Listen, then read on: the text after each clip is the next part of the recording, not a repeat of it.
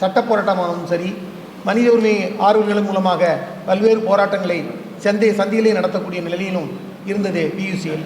ஆனால் அந்த பியூசியினுடைய முன்னாள் தலைவர்கள் தார்குண்டே, கேஜி கண்ணபிரான், ராஜேந்திர சச்சார் போன்றவர்கள் எல்லாம் இங்கே தமிழ்நாட்டுக்கு வந்து நமக்கெல்லாம் உத்வேகம் கொடுக்கும் அளவுக்கு மனித உரிமைகள் எங்கெல்லாம் மீறப்பட்டதோ, ஈவன் ராஜேந்திர சச்சார் வந்து ஒரு 75-80 வயசில் இங்கே போட்டா கைதிகள் வந்து அந்த சென்னை சிறையில் உண்ணாவிரதம் இருக்கும்போது அவர்களை பார்த்து பேசி அவர்களுடைய உண்ணாவிரத்தை முடித்து வைக்க வேண்டும் என்று நாம் கோரிக்கை வைத்த பொழுது அந்த தள்ளாத வயலும் அவர் சென்னைக்கு வந்து நம்முடைய மத்திய சிறையிலே போட்டா சிறைவாசிகளை சந்தித்து அவருடைய உண்ணாவிரத்தை முடித்து வைத்து அவர்களுக்காக ஒரு போட்டா சிறைவாசி சிறையிலே வாடிக்கொண்டிருக்கிறார்கள் என்பதை உணர்ந்து அவர் ராஜேந்திர சச்சார் வந்து ஒரு சீஃப் ஜஸ்டிஸாக வந்து டெல்லி ஹைகோர்ட்டினுடைய சீஃப் ஜஸ்டிஸாக இருந்தார். அப்படிப்பட்ட ஒரு பெரிய அறிவுஜீவி, நம்முடைய உயர்நீதிமன்றத்தினுடைய தலைமை நீதியாக இருந்தவர். இந்த பிஎஸ்சியினுடைய முக்கிய அங்கமாக இருந்து நம்முடைய சென்னைக்கு வந்து அந்த போட்டா சிறைவாசிகளை சந்தித்து அவருடைய குறைகளை கேட்டு அவருடைய உண்ணாவிரத்தை முடித்து வைத்தார்.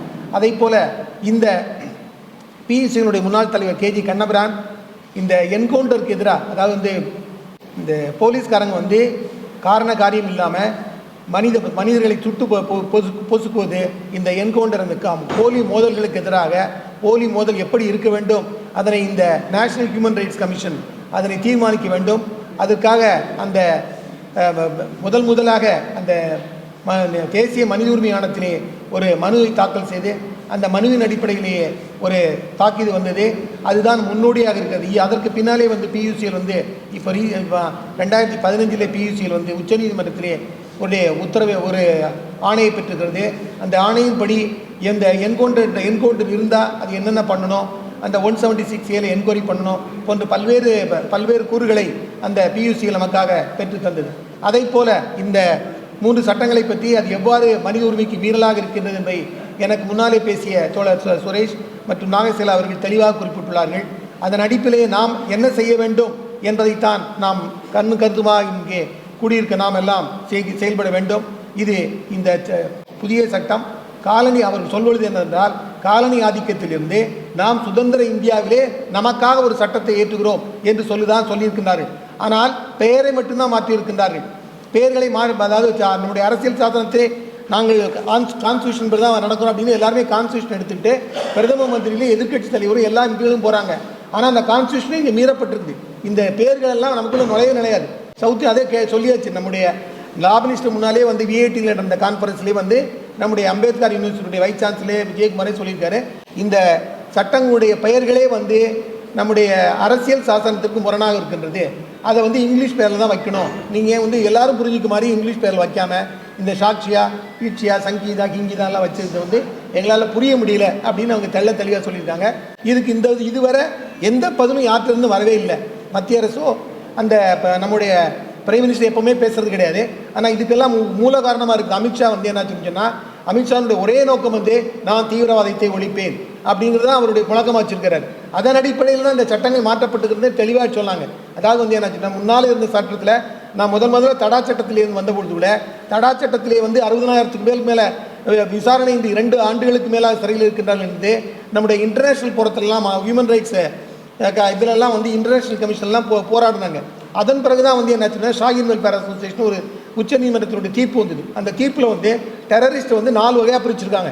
அதாவது இப்போ ஹார்ட் கோர் டெரரிஸ்ட்டு, அப்புறம் அதுக்கு கீழேன்னு சொல்லிட்டு அதில் வந்து என்னாச்சுன்னா 5 வருஷத்துக்கு மேலே, அட்லீஸ்ட் 5 வருஷத்துக்கு மேலே அது யாரையும் வச்சுக்கூடாது, அவங்களை பிணையில் விடணும்னு அந்த சட்டம் சொல்லுது. அதுக்கு வந்து பின்னால் வந்த போட்டா சட்டத்திலையும் கூட அதே மாதிரி ஒரு கூறுகள் இருந்தது. அந்த 45(2)B இருந்தது. அதில் வந்து நம்ம என்னாச்சுன்னா அந்த இப்போ ரீசெண்டாக வந்த ஜட்மெண்ட் ஆஃப் சுப்ரீம் கோர்ட்டில் என்ன சொல்லுன்னு சொன்னதுன்னா, பார்ட் 3 ஆஃப் த கான்ஸ்டியூஷன், நம்முடைய அரசியல் சட்டத்தில் உள்ள இந்த ஃபண்டமெண்டல் ரைட்ஸ், அடிப்படை உரிமைகளுக்கு மீறுவதாக எந்த சட்டமாக இருந்தாலும் அந்த சட்டம் தகர்த்தெறியப்பட வேண்டும், அந்த சட்டம் இருக்கக்கூடாது என்று உச்சநீதிமன்றம் சொல்லியதன் அடிப்படையில் தான் சில பேர் பெயிலில் வந்துக்கிட்டு இருந்தாங்க. இதெல்லாம் கணக்கில் எடுக்கக்கூடிய அந்த மத்திய அரசு வந்து இந்த சட்டத்தை இவங்க இருந்தால் தான் இந்த மாதிரி பாதுகாப்புகள் இருந்தாலும் சொன்னாங்க. அதாவது 45 வந்து என்னாச்சுன்னா இப்போ இந்த 14 நாள் ஒரு கமிட்டி வைக்கணும், அந்த ரிவ்யூ கமிட்டியில் இந்த கேஸை வைக்கணும், அந்த அவங்க உத்தரவு போட்ட பிறகு அந்த உத்தரவுக்கு 7 நாள் 7 ஒர்க்கிங் டேக்குள்ளே வந்து அவங்க சாங்ஷன் கொடுக்கணும் அப்படிங்கிறது. அந்த மாதிரி கொடுக்கப்படாமல் இருக்கிறனால தான் நம்மளுடைய சாய்பாபா போன்றவர்கள் எல்லாம் வெளியே முடிஞ்சுது. ஸோ ஆனால் இதெல்லாம் அணுவாக பார்த்துக்கிட்டே இருக்காங்க. உச்சநீதிமன்றம் என்னென்ன முறையில் வந்து இவங்களுக்கு நிவாரணம் அளிக்கிறதோ அந்த ஓட்டைகளெல்லாம் நம்ம அடைச்சி அவங்கள வந்து வெளியே வராமல் இரும்புக்கு, அதாவது ஒருத்தன் ஜெயிலுக்கு போனான்னா அங்கே செத்து தான் வெளியே வரணும் அப்படிங்கிற நிலைக்கு தள்ளக்கூடிய அந்த கருப்பு சட்டங்களை சாதாரண சட்டத்திலேயே சேர்த்து நமக்கெல்லாம் நிவாரணம், பொதுமக்களுக்கு நிவாரணம் கிடைக்காத அளவிற்கு இந்த அடிமையாக அவர்கள் இருக்க வேண்டும் என்பதற்காகத்தான் ராம் ராம் என்று சொல்லிக் கொண்டு இருக்க வேண்டும், ராம மந்திரத்தை நீங்கள் படியுங்கள் என்று சொல்வதற்காகத்தான் இந்த சட்டங்கள் வருவதை தவிர, நீ அரசு இது மாதிரி மக்களுக்கு எதிரான செயல்களை செய்கிறீர்கள், அதை நாங்கள் கேட்க வேண்டும், அந்த உரிமை நமக்கு உண்டு என்பதை நசுக்குவதாகத்தான் இந்த சட்டங்கள் இருக்கின்றது. இந்த சட்டங்கள் வெள்ளையர்கள் கொண்டு வந்த சட்டத்துக்கு மீறி இது ஒரு சட்டமாக இருக்கின்றது. இப்போ 124A இல்லைன்னு சொல்கிறாங்க. அதை எப்படி வந்திருக்கு அப்படிங்கிறது சொன்னப்பில்ல. வாசங்கள் அதே மாதிரி தான் இருக்குது, வேறு இடத்துல சேர்க்கப்பட்டிருக்குது. ஆனால் அதை விட தண்டனைகள், அதாவது 2 வருஷத்துலேருந்து அது லைஃப் இருந்தது, இவங்க மினிமமே 7 வருஷம் 5 வருஷம் போடுறாங்க. ஸோ இந்த அளவுக்கு இந்த சட்டங்கள் வந்து இதற்கு இதற்கெல்லாம் நாங்கள் எல்லாம் கேட்டுக்கொள்ளும். PUCL போன்ற பெரிய அமைப்புகள் வந்து இதற்காக போராட வேண்டும். இந்த போராட்டங்களை நம்ம அனைவரும் கலந்து கொள்ள வேண்டும் என்று கூறி வாய்ப்புக்கு நன்றி கூறி விடைபெறுகிறேன். நன்றி வணக்கம். ரொம்ப சமீபத்தில் G20 உச்சி மாநாடு நடந்தது.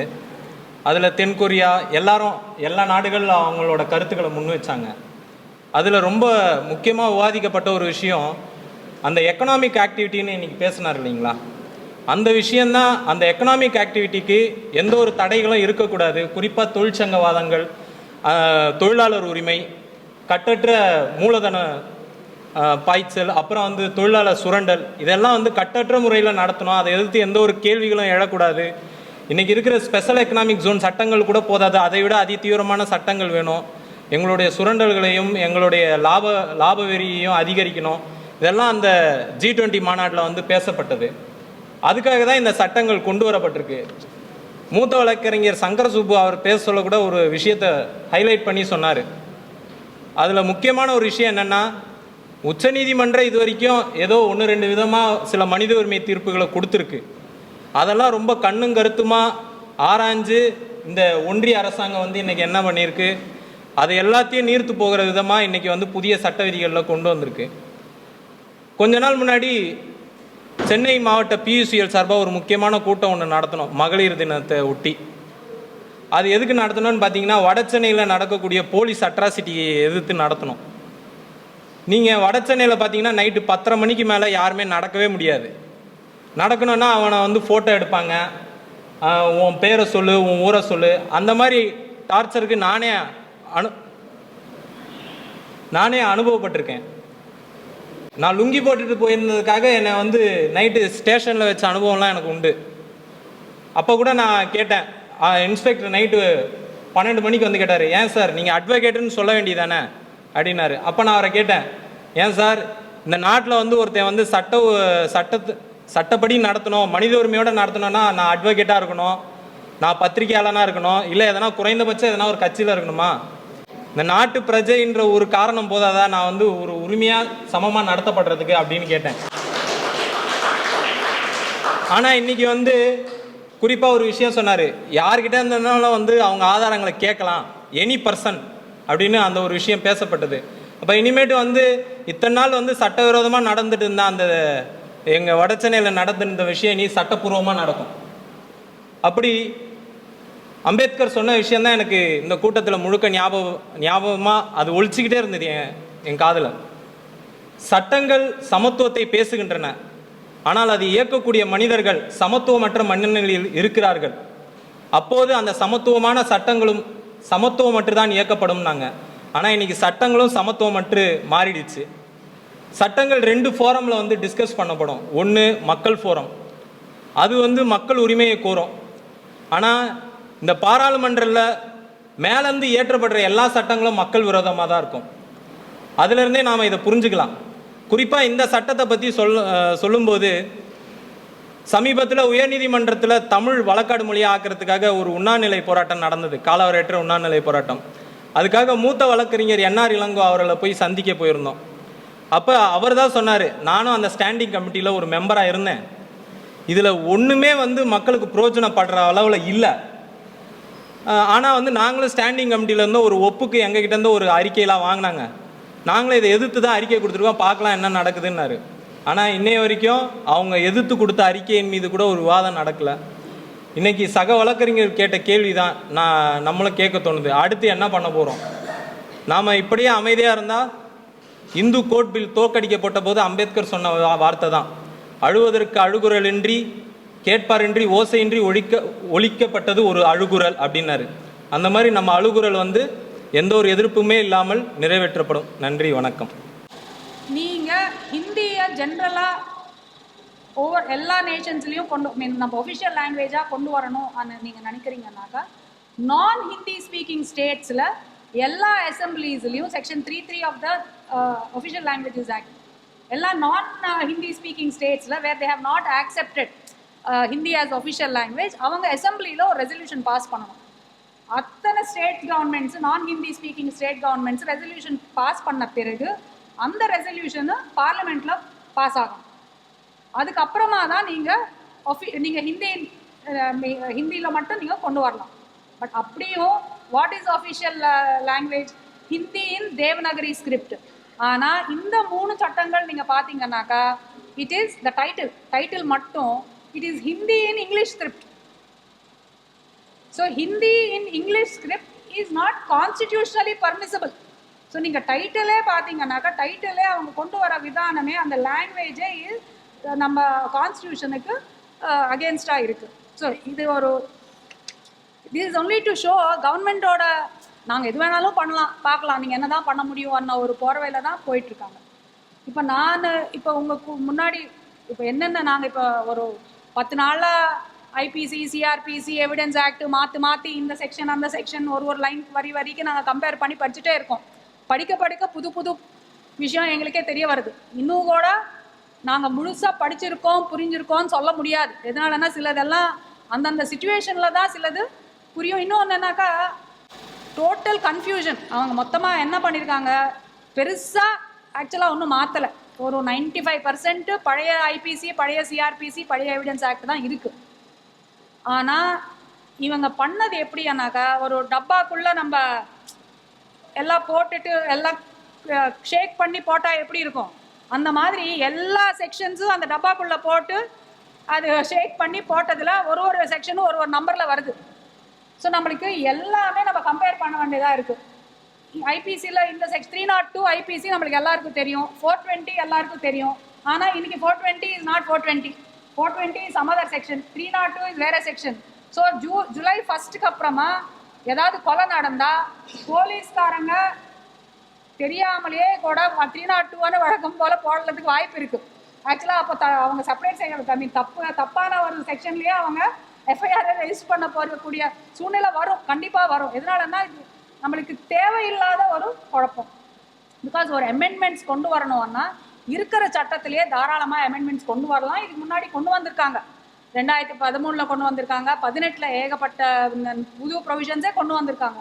ஸோ அது இருந்தால் நம்மளுக்கு இன்னும் கொஞ்சம் ஈஸியாக இருந்திருக்கும். என்னென்ன சட்ட மாற்றங்கள் வந்திருக்குன்னு புரிஞ்சுக்கிறதுக்கு நம்மளுக்கு சௌரியமாக இருந்திருக்கும். இப்போ என்னன்னாக்கா, எந்த இடத்துல என்ன மாற்றம் கொண்டு வந்திருக்காங்கன்னு கண்டுபிடிக்கிறதே ஒரு பெரிய விஷயமா இருக்குது.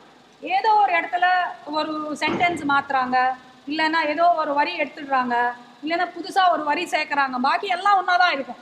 ஆனால் ஏதோ ஒரு கிளாஸ் மாற்றுறாங்க. இது நம்ம கண்டுபிடிக்கிறதுக்கே இது ஒரு பெரிய ஒரு எக்ஸசைஸாக பண்ண வேண்டியதாக இருக்குது. ஸோ இப்போ வரைக்கும் நாங்கள் ஓரளவுக்கு ஆராய்ச்சி பண்ணி புரிஞ்சுக்கிற செக்ஷன்ஸ் பற்றி மெயினாக நம்மளுக்கு நடைமுறையில் முக்கியமான செக்ஷன்ஸ் பற்றி நான் இப்போ பேச விரும்புகிறேன். ஃபஸ்ட்டு, நம்மளுக்கு எல்லாருக்குமே eternal problem in our country is registration of an FIR.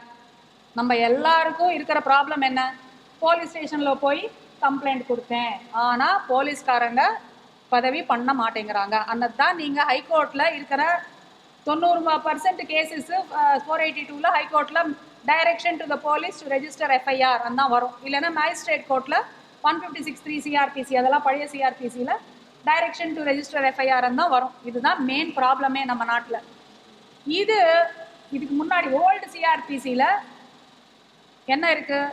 Complaint கொடுத்தா இன்ஃபர்மேஷன், இது உண்மையா இல்லையா எதுவுமே நம்ம விசாரிக்க தேவையே இல்லை. ஒரு நபர் இந்த மாதிரி ஒரு குற்றம் நடந்திருக்குன்னு சொல்லி எனக்கு தெரிய வந்ததுன்னு சொல்லி போலீஸ்காரங்களுக்கு ஒரு கம்ப்ளைண்ட் கொடுத்தா அது கட்டாயம் பதவி பண்ணணும். அந்த ஓல்டு சிஆர்பிசியில் இருந்தது. அப்படி கட்டாயமாக பண்ணணும்னு சொல்லி சுப்ரீம் கோர்ட்டும் சொல்லியிருக்காங்க. அந்த நேரத்தில் போலீஸ்காரங்க இது உண்மையா இல்லையா ஆனால் விசாரிக்கிறதுக்கு டைமே கிடையாது. அதனால தான் இது இன்ஃபர்மேஷன், இது வெறும் தகவல் தான். இது குற்றம், இதுதான் நடந்திருக்கு, இதுதான் உண்மையான யாரும் சொல்ல வரல. தகவல் வந்திருக்கு, தகவல் நம்ம ரெஜிஸ்டர் பண்ணுறோம். அந்த புது சிஆர்பிசி, அந்த புது சிஆர்பிசியில் என்ன சொல்கிறாங்கன்னாக்கா, ஏதாவது ஒரு குற்றம் 3 வருஷத்துலேருந்து 7 வருஷத்துக்குள்ள இருக்கிற ஒரு ஒஃபென்ஸுக்கு பனிஷ்மெண்ட் இருந்தால் அது எஃப்ஐஆர் ரெஜிஸ்டர் பண்ணணுமா பண்ண வேண்டாமா அன்னது தீர்மானிக்கக்கூடிய பவர் அந்த டிஸ்கிரிஷனு போலீஸ்காரங்களுக்கு கொடுத்துட்டாங்க. அவங்க முதல்ல ஒரு ப்ரிலிமினரி என்கொயரி நடத்தி அதுக்கப்புறமா தான் முடிவு பண்ணலாம். நீங்கள் கொடுத்த கம்ப்ளைண்ட்டு நான் முதல்ல பதவி பண்ணுவேனா இல்லையான்னு அப்புறமா நான் யோசிச்சுட்டு சொல்கிறேன்னு சொல்லி பண்ணலான்னு இப்போ சட்டத்திலே கொண்டு வந்திருக்காங்க. ஸோ நம்மளுக்கு ஆக்சுவலாக சட்ட தீர்த்தம் எப்படி வேணும்? கண்டிப்பாக இது ஆட்டோமேட்டிக்காக ரெஜிஸ்டர் ஆகணும். அப்போ தான் நம்மளுக்கு மக்களுக்கு சாதகமாக இருக்கும். இது என்னன்னாக்கா இப்போ ரிவர்ஸ். இப்போ எது நம்ம இவ்வளோ நாள் இது சட்ட பிரதிவேகமான எகேன்ஸ்டாக நடக்கக்கூடிய செயல்முறை நம்ம எப்படி சண்டை போட்டுட்ருக்கோமோ அது எல்லாமே இப்போ லீகல் ஆக்கிட்டாங்க. ஸோ இப்போ போலீஸ்காரங்களுக்கு டிஸ்கிரிஷன் உண்டு. 3 to 7 years பனிஷ்மெண்ட் இருக்கிற க்ரைம்ஸுக்கு அவங்க முதல்ல ஒரு ப்ரிலிமினரி என்கொயரி நடத்தி அதுக்கப்புறமா தான் அவங்க முதல்ல எஃப்ஐஆர் ரெஜிஸ்டர் பண்ணணுமா வேண்டாமான்னு சொல்லி முடிவு பண்ணுவாங்க. இதுக்கப்புறமா இந்த ப்ரிலிமினரி என்கொயரி ஆக்சுவலாக ப்ரிவென்ஷன் ஆஃப் கரப்ஷன் ஆக்டில் அந்த ப்ரொசீஜர் இருக்குது. ப்ரிவென்ஷன் ஆஃப் கரப்ஷன் ஆக்டில் எஃப்ஐஆர் பதவி பண்ணுறதுக்கு முன்னாடி ஒரு 43 monthsக்குள்ளே ஏதோ ஒரு குறிப்பிட்ட நாளுக்குள்ளே ப்ரிலிமினரி என்கொயரி பண்ணுறதுக்கு ப்ரொவிஷன் இருக்குது.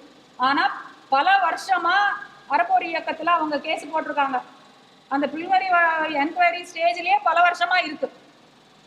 அது ப்ரிலிமினரி என்கொயரி நடத்தணுமா நடத்தக்கூடாதா, யார் நடத்தணும், நடத்தின பிறகு அது ரிப்போர்ட் வந்திருக்கா, ரிப்போர்ட் வந்த பிறகு அது அரசாங்கத்துக்கு போயிருக்கா, அது வந்த பிறகு முடிவு எடுத்திருக்காங்களா, இந்த சட்ட சிக்கல்லையே வருஷக்கணக்காக போயிட்டுருக்கு. ஸோ இந்த சட்டத்தில் 14 நாள் 3 மாதம் டைம் கொடுத்தா கூட அந்த டைம் படி யாருமே உடனே கட்டாயமாக நீங்கள் ரெஜிஸ்டர் பதிவு பண்ணணும் அந்த ஒரு இருக்கிற சட்டத்திலேயே அவங்க இம்ப்ளிமெண்ட் பண்ணலை. இன்னைக்கு அதுவே மாற்றிட்டு வேணும்னா பண்ணலாம் இல்லைன்னா இல்லைன்னு சொல்லி ஒரு சட்ட தீர்த்தம் கொண்டு வந்திருக்காங்க. இன்னொன்று போலீஸ்காரங்களுக்கு இதுக்கு முன்னாடி கூட இருக்குது. நீங்கள் ஒரு கம்ப்ளைண்ட் கொடுத்த பிறகு அந்த கம்ப்ளைண்ட் பார்த்துட்டு இது ஒரு சின்ன விஷயம், இது இன்வெஸ்டிகேஷன் பண்ணுமா வேண்டாமான்னு ஒரு முடிவு பண்ணலாம். ஒரு வேளை இல்லை இன்வெஸ்டிகேஷன் பண்ண தேவையில்லைன்னா யார் அந்த கம்ப்ளைண்ட் கொடுக்குறாங்களோ அவங்களுக்கு நான் உங்கள் கம்ப்ளைண்ட் பார்த்தேன், இதில் ஒரு மெரிட் கிடையாது, நான் இனிமேல் இது ஃபர்தர் இன்வெஸ்டிகேஷன் பண்ண மாட்டோம்னு சொல்லி உங்களுக்கு தகவல் கொடுப்பாங்க. அந்த யார் இன்ஃபர்மேஷன் கம்ப்ளைண்ட் கொடுக்குறாங்களோ அப்புறம் அந்த கம்ப்ளைண்ட்டுக்கு மேஜிஸ்ட்ரேட் கோர்ட்டுக்கு முன்னாடி போயிட்டு அவங்க they can move a complaint because it's a right to information. நான் கம்ப்ளைண்ட் கொடுக்குறேன் as an informant, I am entitled to know whether இன்வெஸ்டிகேஷனை போலீஸ்காரங்க பண்ணுறாங்களா, என்ன முடிவு எடுத்திருக்காங்கன்னு தெரியறதுக்கு எனக்கு ஒரு ரைட் இருந்தது. இப்போ புதுசாக வர சட்டத்தில் என்ன சொல்கிறாங்கன்னாக்கா போலீஸ்காரங்க அந்த இன்ஃபர்மேஷனை கொடுக்க தேவையில்லை. அந்த இன்ஃபர்மேஷன் கொடுத்தவங்களுக்கு நான் இது விசாரணை பண்ண போகிறேன் பண்ண மாட்டேன் அந்த தகவல் நம்ம அவங்களுக்கு நீங்கள் சொல்ல தேவையில்லைன்னு சொல்லியே அவங்க சொல்லியிருக்காங்க. இப்போ இதில் இது மக்களை பொறுத்த வரைக்கும் இப்படி இருக்குது. இப்போ இதே நம்ம ஒரு அரசு அதிகாரி மேலே ஒரு கம்ப்ளைண்ட் கொடுக்கணும்னு வச்சுக்கோங்க, அது நீங்கள் நம்ம மேஜிஸ்ட்ரேட் முன்னாடி போய் கம்ப்ளைண்ட் கொடுக்கலாம். ஆனால் அவங்க என்ன சொல்கிறாங்க, பொதுவாக மேஜிஸ்ட்ரேட் காக்னிசன்ஸ் எடுத்துக்கலாம், ப்ராசிக்யூஷன் ஸ்டேஜில் சாங்ஷன் வேணும். பட் இப்போ பப்ளிக் சர்வெண்ட்ஸுக்கு ஒரு அடிஷ்னல் லேயர் ஆஃப் ப்ரொடெக்ஷன் கொடுத்துருக்காங்க. என்னன்னாக்கா ஒரு பப்ளிக் சர்வெண்ட் மேலே நம்ம ஏதாவது ஒரு கம்ப்ளைண்ட் மேஜிஸ்ட்ரேட் கோர்ட்டில் தாக்கல் பண்ணால் மேஜிஸ்ட்ரேட்டு முதல்ல அந்த கேஸ் அவங்க ஃபைலில் எடுத்துக்கிறதுக்கு முன்னாடி காக்னிசன்ஸ் எடுத்துக்கிறதுக்கு முன்னாடி ஃபஸ்ட்டு அந்த யார் மேலே நம்ம கம்ப்ளைண்ட் கொடுக்குறோமோ அந்த பப்ளிக் சர்வெண்ட்டோட சுப்பீரியர் ஆஃபீஸர் கிட்டேருந்து ஒரு ரிப்போர்ட் வாங்கணும் அப்படின்னு சொல்கிறாங்க. அது மட்டும் பத்தாது, சுப்பீரியர் ஆஃபீஸர் கிட்டேருந்து ரிப்போர்ட் வாங்கணும். அதுக்கப்புறமா நம்ம யார் மேலே நம்ம குற்றம் சொல்கிறோமோ அந்த யார் மேலே நம்ம கம்ப்ளைண்ட் கொடுக்குறோமோ அவன்கிட்டையும் நீங்கள் பதில் வாங்கணும். என்ன சூழ்நிலையில் இப்படி ஒரு சம்பவம் நடந்தது, எப்படி நடந்ததுன்னு சொல்லி அந்த அதிகாரிக்கு வந்து ஒரு ஆப்பர்ச்சுனிட்டி கொடுக்கணுமா கோர்ட்டில். இது ரெண்டும் வந்த பிறகே magistrate can even take the complaint on file. So இது total protection to the public servants absolutely no guarantees to the ordinary citizen. So அப்படி தான் இந்த இப்போ புதுசாக இருக்கிற சட்டம் அப்படி இருக்கு. இது section 223(2) of the new CRPC, 173(4) read with 223(2) of the new CRPC. So இது ரெஜிஸ்ட்ரேஷன் ஆஃப் எஃப்ஐஆர் பற்றி இப்படி இருக்கு. இன்னொன்று அடுத்தது அரெஸ்ட்.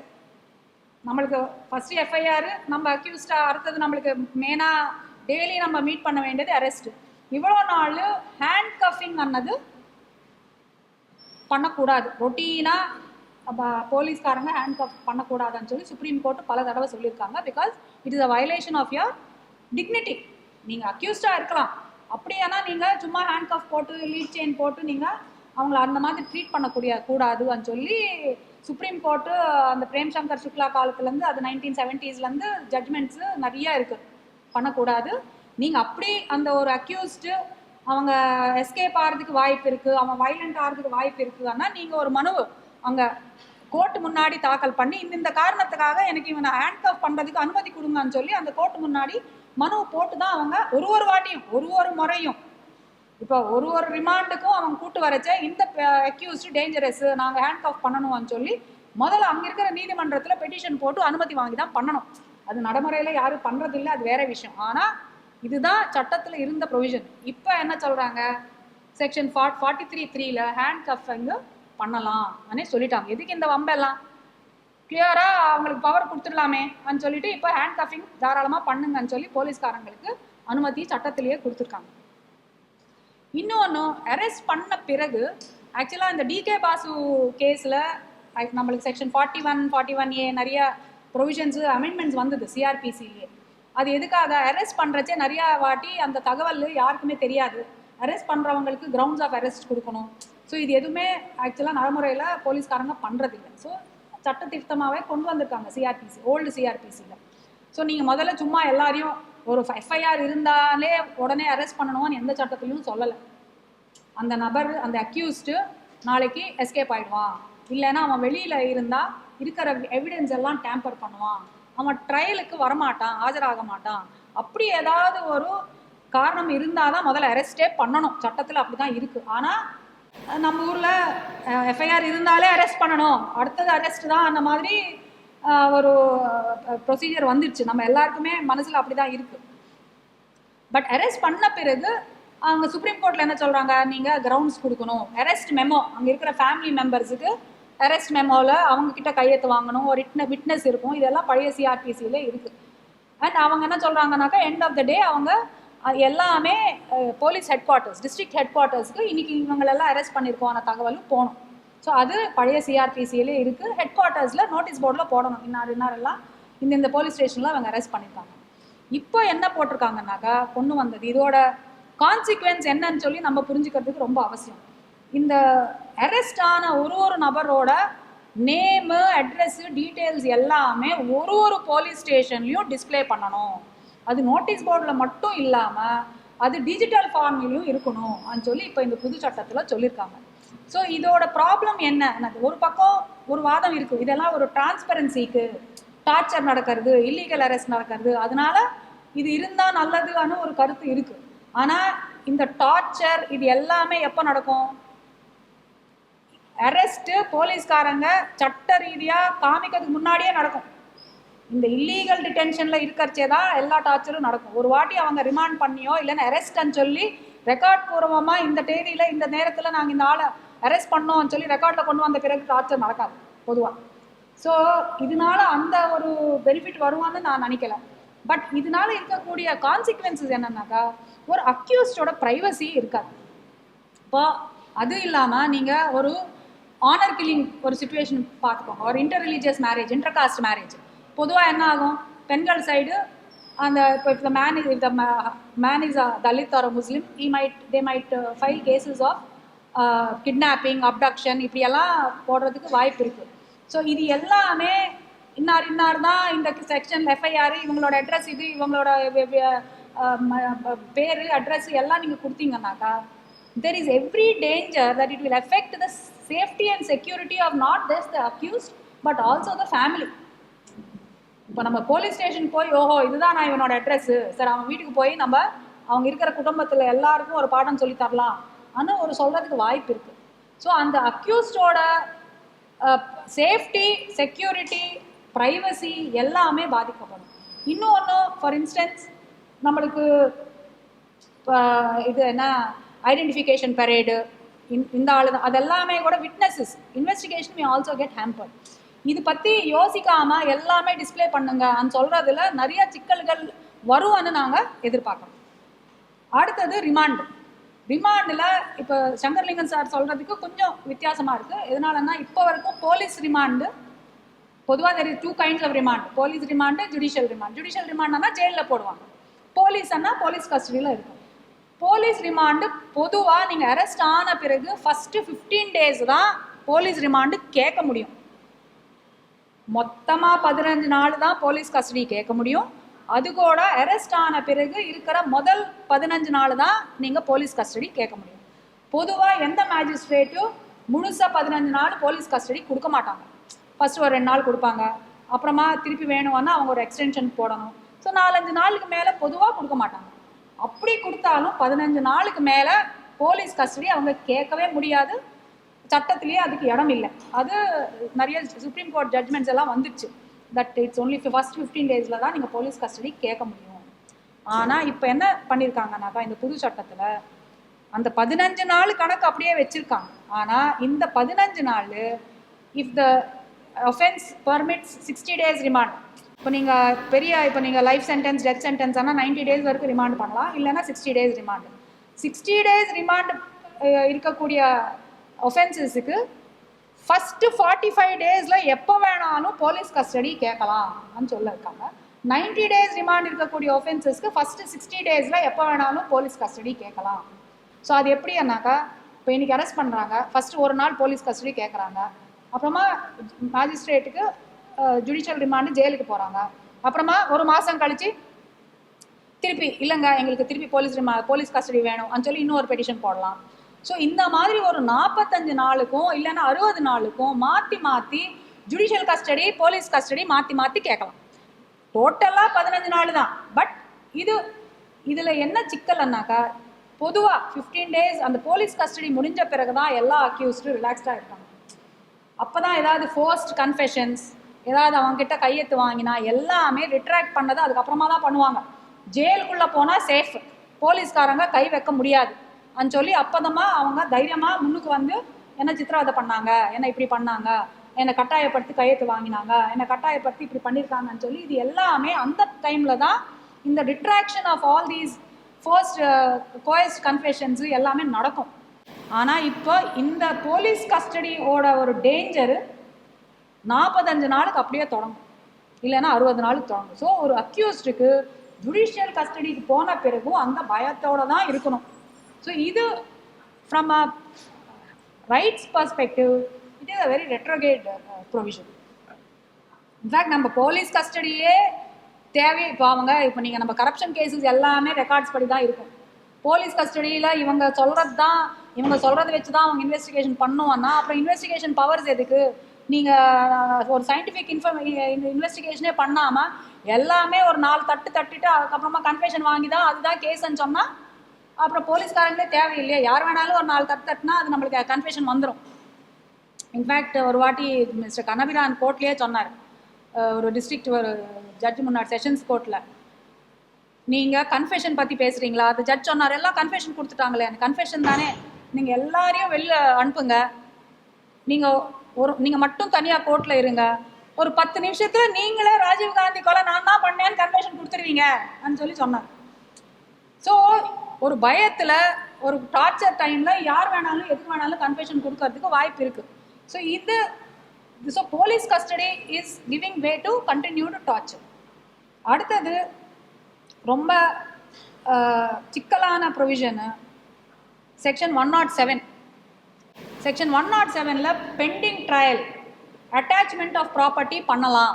ஒரு போலீஸ் ஆஃபீஸரு மேஜிஸ்ட்ரேட் முன்னாடி இந்த நபரோட இந்த அக்யூஸ்டோட ப்ராப்பர்ட்டி எல்லாம் அட்டாச் பண்ணலாம்னு சொல்லி ஒரு ப்ரொவிஷன் இதுக்கு முன்னாடி இருந்தது.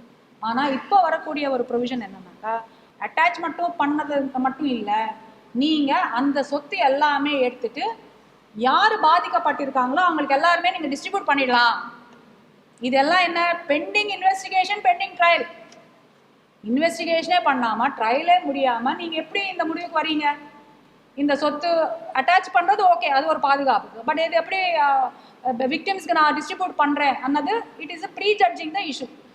இதில் மூவபிள் ப்ராப்பர்ட்டியா இம்மூவபிள் ப்ராப்பர்ட்டியானது இதுக்கு முன்னாடி இருக்கிற ஓல்டு சிஆர்பிசியில் சுப்ரீம் கோர்ட் சொன்னாங்க, இந்த ப்ரொவிஷன்ஸில் இருக்கக்கூடிய ப்ராப்பர்ட்டி என்னது மூவபிள் ப்ராப்பர்ட்டி தான், இம்மூவபிள் ப்ராப்பர்ட்டி வராதுன்னு சொல்லி சில ஜட்ஜ்மெண்ட்ஸ் இருக்குது.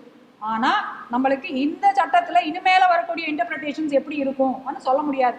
பிகாஸ் அங்கே வெறும்னா ப்ராப்பர்ட்டியான்னு இருக்குது, மூவபிள் இம்மூவபிளான்னு இல்லை. ஸோ நாளைக்கு இன்டர்பிரிட்டேஷனு வேறு மாதிரி மாற்றினாலும் நம்ம சொல்ல முடியாது. ஸோ நம்மளுக்கு உத்தரப்பிரதேஷில் எல்லாம் பார்க்குற மாதிரி அடுத்த நாள் அவங்களுக்கு பிடிக்காத அப்போசிஷன் பார்ட்டியானா அவங்க எல்லா சொத்து அவங்க விட்டுட்டு எல்லாருக்கும் டிஸ்ட்ரிபியூட் பண்ணுறதுக்கும் வாய்ப்பு இருக்குது. இன்னொன்று அப்ஸ்காண்டிங் அக்யூஸ்க்கு எக்ஸ்பார்ட்டி ட்ரையல். இப்போ வரைக்கும் நம்ம சிவில் கோர்ட்டில் தான் பார்க்குறோம், எக்ஸ்பார்ட்டி டிக்ரீஸ் பார்க்குறோம். ஜென்ரலாக அப்ஸ்காண்டிங் அக்யூஸ்டாக இருந்தால் அந்த ட்ரையல் ஸ்ப்ளிட் பண்ணுவாங்க என்றைக்கு அவங்க பிடிப்படுறாங்களோ. Because one of the basic principles of fair trial is எந்த ஒரு ட்ரையலாக இருந்தாலும் அக்யூஸ்டோட முன்னாடி தான் ட்ரையல் நடத்தணும். ஆனால் இது இப்போ என்ன சொல்கிறாங்கனாக்கா, ஒரு ஆள் அப்ஸ்காண்டிங்காக இருந்தால் நீங்கள் எக்ஸ்பார்ட்டியாகவே ட்ரையல் நடத்திட்டு அவனை கன்விக்ட் பண்ணலாம்னு சொல்லி ஒரு ப்ரொவிஷன் கொண்டு வந்திருக்காங்க. இன்னொன்று ட்ரையல் பை வீடியோ கான்ஃபரன்சிங். இது ரொம்பவே பாதிக்கப்படக்கூடிய ஒரு ப்ராப்ளம். எதனாலனா அக்யூஸ்ட் எங்கேயோ இருப்பாங்க, அவங்களோட டிஃபென்ஸ் லாயர் கோர்ட்டில் இருப்பாங்க. ஸோ ஒரு லாயருக்கும் அக்யூஸ்டுக்கும் அவங்க கிளைண்ட்டுக்கும் எப்போவுமே கான்வர்சேஷன் நடந்துகிட்டே இருக்கும் ட்ரையல் டைமில். பிகாஸ் லாயரை விட அக்யூஸ்டுக்கு தான் அவங்களோட கேஸை பற்றி இன்னும் நல்லா தெரியும். அந்த விட்னஸ் ஏதாவது சொன்னால் இவங்க இன்ஸ்ட்ரக்ஷன்ஸ் கொடுக்கறதுக்கு ஒரு வாய்ப்பு இருக்குது. பட் இப்போ என்ன பண்ணியிருக்காங்கனாக்கா, வீடியோ கான்ஃபரன்சிங்லேயே நீங்கள் ட்ரையலே நடத்தி முடிச்சிடலாம்னு சொல்லியும் ஒரு ப்ரொவிஷன் கொண்டு வந்திருக்காங்க. அடுத்தது இன்வெஸ்டிகேஷன் ஸ்டேஜ்லேயே இன்னொன்று இருக்குது, நான் மறந்தது, ஸ்பெசிமன் ஹேண்ட் ரைட்டிங்கு. இது எல்லாமே செக்ஷன் 349 இதுக்கு முன்னாடி கூட இது அரெஸ்டட் ஆட்களோட ஸ்பெசிமன் சிக்னேச்சர் எல்லாமே எடுக்கலாம்னு சொல்லி இதுக்கு முன்னாடியே இருக்குது. ப்ரொவைடட் அவங்க அரெஸ்ட் ஆகிருக்கலாம், ஒரு வேளை ஒரு எஃப்ஐஆர் இருக்குது, அவன் அரெஸ்ட் பண்ணியிருக்காங்க, அரெஸ்ட் பண்ண நேரத்தில் மேஜிஸ்ட்ரேட்டு அவங்ககிட்ட இருந்து ஹேண்ட் ரைட்டிங்கு ஃபிங்கர் பிரிண்ட்ஸ் எல்லாமே எடுக்கலாம், சாம்பிள்ஸ். ஆனால் இப்போ புதுசாக ரெண்டாவது ஒரு ப்ரொவைஸாக கொண்டு வந்திருக்காங்க. மேஜிஸ்ட்ரேட்டு வேணும்னா அவன் அரெஸ்ட் ஆகலைன்னா கூட இன்வெஸ்டிகேஷனுக்காக யார் வேணாலும் கூப்பிட்டுட்டு நீங்கள் ஃபிங்கர் பிரிண்ட்டு எல்லாமே கொடுக்கலாம், வாங்கலாம்னு சொல்லி இப்போ கொண்டு வந்திருக்காங்க. இப்போ because the language used is any person including accused. So accused மட்டும் இல்லை, இப்போ நாளைக்கு யார் வேணாலும் கூப்பிட்டுட்டுப்பா நீ வா, நான் உன் மேலே சந்தேகமாக இருக்குது, நீ உன்னோட கைரேகை கொடு, உன்னோட பயோமெட்ரிக்ஸ் கொடு அன்னு சொல்லி கேட்கறதுக்கு வாய்ப்பு இருக்குது. ஸோ இது ஒரு ரொம்பவே ப்ராப்ளமேட்டிக். இதுக்கு முன்னாடி என்ன சொன்னாங்க, அரெஸ்ட் ஆனால் தான் இந்த சாம்பிள்ஸ் எடுக்கலாம்னு சொல்லி. இப்போ மேஜிஸ்ட்ரேட்டு வேணும்னா அவங்க இது தேவையான்னு நினச்சா யார் வேணாலும் எப்போ வேணாலும் கூப்பிட்டுட்டு இந்த ஸ்பெசிமன் சாம்பிள்ஸ் கேட்கலாம்னு சொல்லி. இந்த ஸ்பெசிமனில் என்னென்ன சொல்கிறாங்க, specimen signature, finger impressions, hand writing R voice sample எதுவாக இருந்தாலும் மேஜிஸ்ட்ரேட்டு ஒரு for reasons to be recorded in writing order any person to give such specimen or sample without him being arrested. இதில் நம்ம argue பண்ணலாம், without him being arrested அன்னு சொன்னதுனால இது accused மட்டும்தான் பொருந்தும்னு சொல்லலாம். ஆனால் மெயின் ப்ரொவிஷனில் எனி பர்சன் இருக்குது. ஸோ இது திருப்பி இன்னொரு சட்ட சிக்கல். இது முடிவு பண்ணி சுப்ரீம் கோர்ட் வரைக்கும் போய் நம்மளுக்கு ஒரு ப்ராப்பராக இந்த சட்டத்தோட சாராம்சம் என்னன்னு புரியறதுக்கு இன்னும் ஒரு 30 வருஷமோ 100 ஆண்டுகளோ கூட ஆகலாம். ஸோ இதுக்குள்ளே பொதுமக்கள் தான் இதில் பாதிக்கப்படுவாங்க. ஸோ இன்னும் ரெண்டு பாயிண்ட்டு விச் சென்டென்சிங்கில் இப்போ புதுசாக ஒரு கம்யூனிட்டி சர்வீஸ்ன்னு சொல்லி ஒரு பனிஷ்மெண்ட் கொண்டு வந்திருக்காங்க. இந்த கம்யூனிட்டி சர்வீஸ் என்னன்னு சொல்லி யாருக்குமே தெரியாது. ஒரு ஜட்ஜு அவங்களுக்கு நினச்சது கம்யூனிட்டி சர்வீஸாக கூட சொல்லலாம். இப்போ அப்படி தான் நடக்கிறது. இப்போ நீங்கள் பெயிலில் கண்டிஷன்ஸில் ஒரு ஜட்ஜு நீங்கள் மகாத்மா காந்தி பற்றி படிச்சுட்டு வாங்கன்னு சொல்கிறாங்க, இன்னொரு ஜட்ஜு நீங்கள் இங்கே போய் சேவை பண்ணிட்டு வாங்கன்னு சொல்கிறாங்க. ஸோ ஆளுக்கு ஆள் இப்போ சமீபத்தில் நம்ம பார்த்தோம் இல்லையா, அந்த போர்ஷ் கேஸில் நீங்கள் ஒரு எஸ்ஏ எழுதுங்க ஆக்சிடென்ட்ஸ் பற்றி. இந்த மாதிரி அவங்க கம்யூனிட்டி சர்வீஸ் அன்னது it is anybody's definition of community service. அது ஒரு பனிஷ்மெண்ட்டாக இப்போ புதுசாக சட்டத்தில் கொண்டு வந்திருக்காங்க. சென்டென்ஸ் பற்றி இன்னும் ஒரு ப்ராப்ளமேட்டிக் ப்ரொவிஷன் என்னன்னாக்கா, power of the state government, இங்கே ஃபெடரலிசம் பாதிக்கும், power of the state government to commute sentences. பொதுவாக இப்போ உங்களுக்கு தெரியும், there are offences which are prosecuted by the state, சிலது offences which are only the central government. CBI ப்ராசிக்யூஷனை வச்சுக்கோங்க, அது சென்ட்ரல் கவர்மெண்ட் தான் ப்ராசிக்யூட் பண்ணுவாங்க. So for instance Rajiv Gandhi கேஸில் சிபிஐ ப்ராசிக்யூஷனால் அவங்களுக்கு சென்டென்ஸ் கம்யூட் பண்ணுறதுக்கு central government, because prosecuting agency central கவர்மெண்ட்னால central கவர்மெண்ட்டோட கன்சல்டேஷன் பண்ணணும். ஸ்டேட் கவர்மெண்ட் தானாக முடிவு எடுக்க முடியாது, சென்ட்ரல் கவர்மெண்ட்டோட கன்சல்டேஷன் பண்ணணும்னு சொல்லி ஏற்கனவே ஓல்டு சிஆர்பிசியில் இருந்தது. இப்போ புது நியூ சிஆர்பிசியில் என்ன சொல்கிறாங்கன்னாக்கா, சென்ட்ரல் கவர்மெண்ட்டோட கன்சல்டேஷன் மட்டும் போராது, நீங்கள் கன்கரன்ஸ் வாங்கணும் அப்படின்னு சொல்லி சொல்கிறாங்க. மீன்ஸ் சென்ட்ரல் கவர்மெண்ட்டு அக்ரி பண்ணாதான் நீங்கள் ஸ்டேட்டோட பவர் டு கம்யூட் எக்ஸசைஸ் பண்ண முடியும். எல்லாத்துலேயும் இல்லை, where the offences are relating to central, where the appropriate government is the central government. So this is going to affect the federal structure. So vara எல்லா ஏரியாஸ்லையும் state powers நேரோ ஆகிட்டே Titan பண்ணிகிட்டே வராங்க. அடுத்தது லாஸ்ட்டாக நான் பார்க்க வேண்டியது ரொம்ப ப்ராப்ளமேட்டிக்காக இருக்கிறது is the use of armed forces. இப்போ என்ன சொல்கிறாங்கன்னாக்கா, செக்ஷன் 149 and 150 ஒரு நம்மளுக்கு எல்லாம் தெரியும். இப்போ ஏதாவது ஒரு assembly unlawful assembly and declare பண்ணால் கலெக்டர் வருவாங்க, போலீஸ்காரங்க வருவாங்க, அன்லாஃபுல் அண்ட் டிக்ளேர் பண்ணுவாங்க, they may ask assembly to disperse, இல்லைன்னா லத்தி சார்ஜ் பண்ணுவாங்களோ டியர் கேஸ் போடுறாங்களோ, அது நம்ம நிறையா எல்லாருமே பார்த்துருக்கோம், தெரிஞ்ச விஷயம்தான். இப்போ புதுசாக இதில் கொண்டு வர்றது என்னன்னாக்கா, that the executive magistrate can call the armed forces to disperse a assembly. And இதில் ரொம்ப ஒரு இன்ட்ரெஸ்டிங் ஃபார்முலேஷன் பாருங்கள். Every such officer of the armed forces shall obey such requisition in such manner as he things fit. So if the collector calls him and calls an armed forces and says இந்த கூட்டத்தை நீங்கள் disburse பண்ணுங்கன்னு சொன்னால், அந்த armed ஃபோர்ஸஸுக்கு முழு discretion கொடுத்துருக்காங்க. அவங்க என்ன நினைக்கிறாங்களோ அந்த அடிப்படையில் அவங்க பவர்ஸ் எக்ஸசைஸ் பண்ணலாம். He can act in such manner as he things fit, he and armed forces. So armed forces எது சரியாக நினைக்கிறாங்களோ அதுக்கேற்ற மாதிரி அவங்க பண்ணலாம். அஃப்கோர்ஸ் அதில் சொல்லியிருக்காங்க, நீங்கள் லிட்டில் ஃபோர்ஸ் தான் யூஸ் பண்ணணும், you must not cause injury to the people and property, என்ன தேவையோ அவ்வளோதான் பண்ணணும்னு சொல்கிறாங்க. பட் இந்த லிட்டில் இன்ஜரி ಅನ್ನೋದು என்ன little, it's undefined. What constitutes little injury சொல்ல முடியாது. இன்னொன்று என்ன சொல்கிறாங்கனாக்கா, another very problematic thing is that executive magistrate இல்லாத பட்சத்தில் ஆர்ம்டு ஃபோர்ஸஸே முடிவெடுக்கலாம் ஆன்னு சொல்லியும் ஒரு ப்ரொவிஷன் கொண்டு வந்திருக்காங்க. So which means today the role of the armed forces in civilian life is going to increase.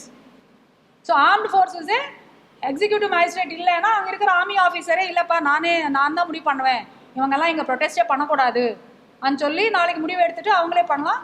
Executive magistrate இருந்தால் அவங்களுக்கு இன்ஃபர்மேஷன் அப்புறமா கூட கொடுக்கலாம். அப்படி தான் செக்ஷன் 150 சொல்கிறாங்க. So this is going to be another very problematic, because இப்போ வரைக்கும் நம்மளுக்கு நார்த் ஈஸ்ட்டு காஷ்மீர் அங்கே தான் ஆர்ம்டு ஃபோர்ஸஸோட நம்மளுக்கு ப்ராப்ளமே இருந்தது.